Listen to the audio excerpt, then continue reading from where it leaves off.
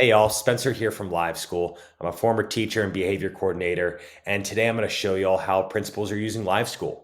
Our principals are really focused on a few key priorities. One is building a consistent and effective behavior plan, and the other is gathering really high-level behavior data. They want to be able to track behavior trends really easily. So let's walk through both those priorities, and let's start with just the most basic function of teachers or any staff member tracking behavior and giving points. Now, principals want to make sure they're implementing a tool that is really user-friendly for teachers. They don't want to make sure that they're able to overcome that teacher buy-in piece with something that's super user-friendly and saves teachers time. So here's what that actually looks like. For any teacher, any staff member, they'll pull up their roster or search for a student, select the student, and then select the behavior they're rewarding them for. That's it. That's exactly how 98% of your staff is going to use LiveSchool. Selecting the student, selecting the behavior, and that's it. Now let's go back to this behavior rubric because y'all will have some options as school leaders. Y'all create this behavior rubric. It's totally customizable to the values and behaviors of your school. Now, in here, we, of course, have the 3 R's uploaded just as an example. But for any behavior you choose, is it strictly positive? Is there a demerit component? And if there is a demerit component, should it take away points or remain neutral? You can have it remain neutral as a data point to collect without making it feel punitive if you want in LiveSchool. That's something that a lot of our partners do. So you have both options in LiveSchool. Now, once you log a lot of behavior in here, you're going to be able to see some really interesting trends. So I'm going to start with our school leader dashboard.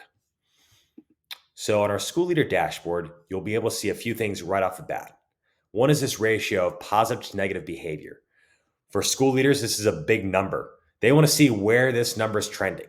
If we're at a 32-1 right now, that's great. If we dip down in October, which a lot of our schools do, it's natural, then our school leaders want to be able to diagnose and problem solve. They want to know why. So here's where they're doing that. They're seeing, well, which students are knocking out of the park, maybe flying out under the radar a little bit so we can reward them. Which students need the most support? This is something our school leaders are fixated on, is how do we get the right supports, the right intervention to the students who need it most? So I can see this list. This is my list of 5 students who need the most support right now. And I can click in these numbers and see all 67 demerits that Carla Perry earned and what she might need some support with right now. I can also see trends in behavior here and trends in teacher usage. This is a big one. As a former behavior coordinator, I didn't know exactly, how many times a teacher was positively recognizing a student and how many times they were redirecting them. Here, we can actually provide a number for that. So now you can actually have coaching conversations with teachers around, the amount of points and demerits they're giving out, their ratio of positive to negative behavior. Something our school leaders are doing is looking at each teacher's individual positive to negative ratio and comparing that against the school's average. Great way to see, where your teachers are in relationship to each other. So you'll be able to see all that behavior data. But once again, we can also break down behavior data by individual student, class, grade, or even teacher. When we talk about looking at individual student data, we can look at their trends and behavior. Once again, providing the right intervention to the right student. We can see that Victor is struggling with following instructions and completing classwork, so we can provide support to Victor. A few other optional features we have in LiveSchool. One, parent engagement. For so many of our schools, parent engagement is hard. I know as a former teacher, when I would make positive phone calls home, some parents were surprised that I was calling about something good. We don't want parents to be surprised. We want them to be kept in the loop about all the great things that are happening. So here's how we do that. This is our weekly recap. So it is an automated email that is sent home to parents. It has their students' name, how many points they have, the trends from this week. Carla did great with following instructions, acts of kindness. So this is where you can also see a running record of every single behavior logged for your kid in one place. This way, students, parents, teachers, and staff all see the exact same behavior data.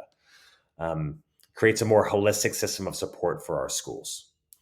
Another optional feature we have is the reward store. So if y'all want to run some sort of incentive system or reward store, you can do that by selecting the student.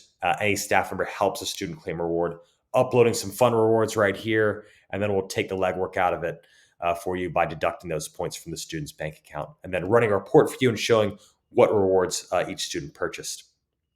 And then another feature we have as an option is our house points feature, a way to build camaraderie by putting students and parents together on teams. Students and teachers together on teams to compete. So this dashboard has all that data for you and also updates automatically. Those are a couple other fun options for you to implement. But if you have any other questions about tracking data or implementing LiveSchool, you can reach out to me at spencer@liveschoolinc.com, and hope you have a wonderful and successful rest of your school year. Take care.